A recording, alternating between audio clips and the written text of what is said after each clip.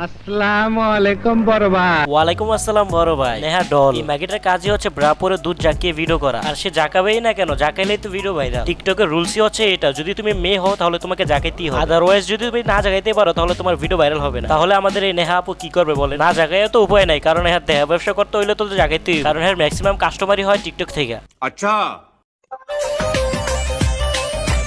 আর আমি এটা ভালো করে জানি যে তোমরা ম্যাক্সিমাম মানুষই ভিডিওটা ক্লিক করছো হ্যাঁ আপুর লিঙ্ক দেখার জন্য। আর তোমাদেরকে একটা কথা বলেই নেই ভাই, টিকটকে সে যে ভিডিওগুলো আপলোড করে ওইগুলো দেখার পরেও কেউ লিঙ্ক দরকার পড়ে? ওর যে টিকটক ভিডিওগুলো আছে ওইগুলোই তো এক একটা লিঙ্ক। এখন নেহাডলের একটা টিকটক ফলোয়ার যে নেহাডলকে একটা প্রশ্ন করে, মানে এরকম একটা ফলোয়ার সে প্রত্যেকদিন রাতে নেহাডলের ভিডিও না দেখে সে ঘুমাইতেই পারে না। সে নেহাডলকে এতটাই পছন্দ করে ফেলেছে যে সে নেহাডলকে জিজ্ঞাসা করে ফেলেছে তোমার কি বিয়ে হয়েছে? আপনি কি ম্যারিড? না ভাইয়া, আমি যদি ম্যারিড হইতাম তাহলে কি আমার জামাইকে আমার ভিডিও করতে দিত?